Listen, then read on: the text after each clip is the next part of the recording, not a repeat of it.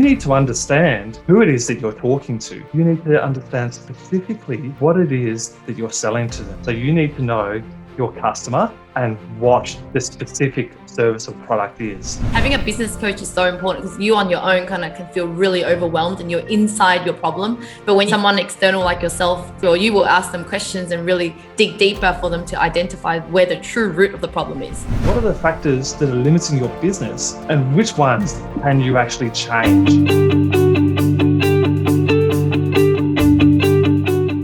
Hi, it's Linh Podetti, and in this episode, I discuss with Tristan Wright, business coach at Evolve to Grow, about his 5-step system to helping any business to grow this year. Now, Tristan has been on my show previously. I love his advice because he's a rare coach you will find who has personally built a 7-figure business of his own before becoming a business coach. Some of these steps may be easier said than done. However, if you're looking for some immediate things you can do that will have effective results for you and your company almost right away, then follow these steps. Hi Tristan, how are you? I'm good. Long time no talk. Yeah. So in this topic, this is quite important and it kind of flows in with the other episodes that we've done together. We're here to succeed in business, but unfortunately, what do they say? What's the percentage? Is it 50-60% of people fail in the first year or something or high? I'll let you share that. It's even higher. Yeah, I'll let you share the stats. And what are some of the reasons why businesses fail? So to be honest, I don't know what the current stats are, but it's got to be higher than 50 or 60% in the first year. Like so many businesses fail because they don't know what they're doing. They don't know what their ultimate objective is. They don't know who their customer is. They don't know what their service is. And they're trying to adapt all the time based off the noise that they hear. So there's no strategy, there's no direction, there's no plan. And we've talked about this previously in terms of who your customer is and how you price. You've got to have focus. You've got to know who you're servicing. You've got to know where you want to get to. And if you don't know those things, of course you're going to fail because you're going to try and adapt your offer to anyone that's got a heartbeat. And why would people be attracted to that? And so at the end of the day, when it comes to failure, I'm guessing most people come to the point where they don't have enough money to keep going and it's causing a lot of stress. So then love to hear from you the 5 simple steps that people could take to really make a shift in their business. It might not actually just be money. It might be time. It might be freedom. It might be customers pissing them off and yakking in their ear all the time. So money is not the only thing that will make a business fail. There's so many other areas. For me, one of the most important things to know is who is your customer and what is it that you're selling them or providing them. Your customer is not everyone with a heartbeat. It is a hair salon with 5 staff. It is a B2B service-based business with 5 to 15 staff with $500,000 to $3 million worth of revenue that has been in business 3 to 5 years. You need to know exactly who your target client is so you can work out how to talk to them, so you can understand what their pains are, so you can then work out what you can promise them and provide them with a process on how you're going to achieve that. So you need to understand who it is that you're talking to. But you actually, in addition to that, you need to understand specifically what it is that you're selling to them. You're not selling them a unicorn. You're selling them 1 or 2 things. So you need to know your customer and what the specific service or product is. Not 50 services or products. What is the ultimate value or ultimate benefit that you're providing them? Yeah.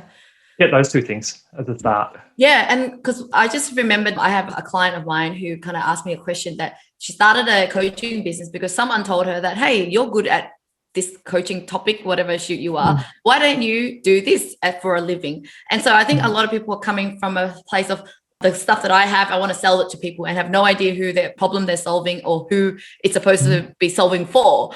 And what you're saying here is that start with the customer in mind, like who are they and how are you going to be able to make their life better? Because it might not even be up to your own deliverable, your own good. It might be you combination of other services and products that will solve the problem for the person. What is that customer's need and what is it that you can provide to them that will remove their pain?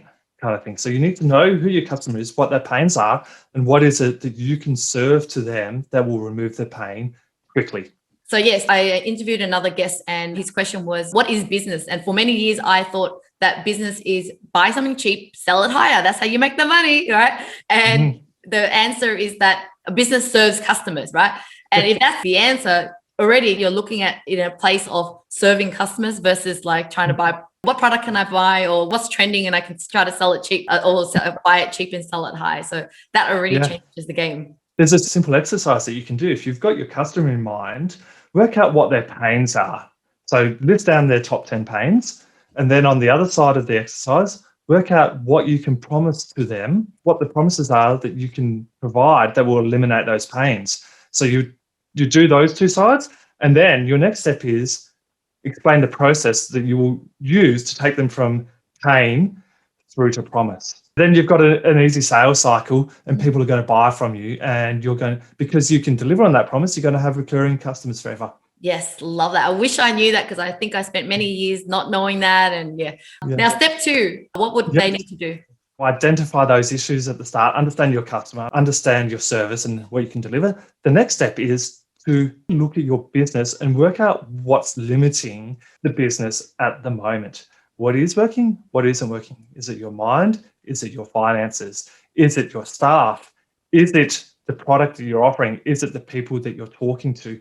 Is it the industry that you're playing? What are the factors that are limiting your business and which ones can you actually change? Rather than just accepting it, what can you actually change from these limiting factors? That is really important. How do you know which is the most priority? Then is there a method to know what to attack first? Because maybe there's a multiple areas. Okay. There's a couple of ways you can look at it. You've got to have an intuition, obviously, but if we're looking from a revenue perspective, which one is holding you back from creating the most revenue? Or which one is holding you back? If we're looking from a profit perspective, what is holding you back from creating the most profit? If we're looking at it from a freedom perspective, what is the factor in your business that is holding you back from having freedom? You've got to determine, is it freedom, time, results that are actually most important to you? And which one's most important? You then focus on the limiting factors that are aligned with that. Yeah, because often what happens is in business, one thing kind of affects the other. Like let's say you have a people person, but that people person might be causing your profit to go down, but you might work on marketing and leads, but then there's a leak in your system. So that's why it kind of gets really confusing. And I think this is why having a business coach is so important, because you on your own kind of can feel really overwhelmed and you're inside your problem. But when you have someone external like yourself to look in, or you will ask them questions and really dig deeper for them to identify where the true root of the problem is. Which one's most important to work on now? Which lever you can pull now to have the biggest impact, rather than trying to pull all the levers at once? Because if you try and pull all the levers at once, none of them will actually move. And now step 3. Time value matrix, where you're going to have the biggest bang for buck,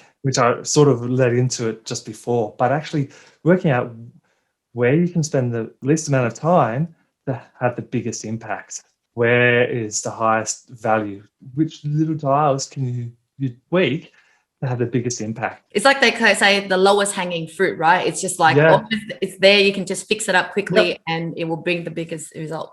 And then the other thing is the ones that take more time or of lower value, you delegate or you delay. You do the high value, low time ones because they're the ones for the leader. The ones that are low value and high time, they're the ones that get delegated. High value, high time gets delegated to mid-level, and then low value, low time are the ones that get focused on last, and they get delegated to the lower people within the business. Not lower people in the business, not the right term to use. But you understand lower what I mean. Yeah. This is the biggest difference. If I look at myself as an amateur entrepreneur and now, I would say that I spend more time planning and prioritizing, like you're saying, because when you're an amateur, you kind of like, oh, this is like a good idea. Oh, that's another problem. And then you just go with the flow. It's almost like back then I would check every email and answer everything. And you're just not spending enough time to really weigh it up, like you're saying, the time and value. Whereas now, even if we see a problem, we have to actually weigh up, is that problem worth solving versus this problem, which is even bigger? And just because this one is easier and quicker, it doesn't even bring the impact anyway. So we have to focus on the higher value impact one, right? That's it. The next step is, following on from that, it's creating your project plan or creating an action plan. And the way I do it is draw a line in the sand every quarter. The human mind can think about 90 days at a time. If we go past 90 days, everything becomes a bit blurry. So let's work on what we can achieve in the next 90 days. And we don't want too many things. So we want 3 or 4 projects. Let's determine what the 4 most important levers are that we can work on, the 4 most important projects on the business, and work out what we will achieve with those 4 projects over the next 90 days. And then create action points, tasks, responsibilities for them. So it's your quarterly action plan. And then everything comes back to that. And if you get given work outside of that, you can say, no, this is not on my plan. I'll look at it next quarter. Yeah, that is so hard to do. As an entrepreneur, you're always saying yes, and every opportunity sounds like a great opportunity, and you don't want to miss out FOMO effect as well. So I think that's another topic about how to even stay focused and not have that FOMO affecting you. So what's the final step that you could share with everyone? Ask for help if you need it. You can't do everything yourself. You're the sum of the 5 people closest to you. If you hang around with bogans, you're going to be a bogan. If you hang around with people 2, 3, 4 steps ahead of you, you're going to rise to their level. So we need to focus on spending time with people a couple of steps ahead of us, and don't be afraid to ask for help from them. Yeah, and who else to ask for help better than you yourself, who's got the experience, right? Another thing that I learned, and I wish I did earlier on, is just willing to pay for information, willing to pay for the people that have more experience. Because when you're starting out, you think you're saving money, just try it out. They'll do it yourself. Only later that you're like, I could have saved time. So thank you so much for sharing all those tips with us. My pleasure. Have a great day. Thank you so much for watching, guys. Tristan actually has an amazing guide that covers these steps thoroughly, and also has other tips on the principles you need to learn to grow your business. You can download a free copy in the link in the description below. Now, if you'd like to learn more business tips from me, check out this video here.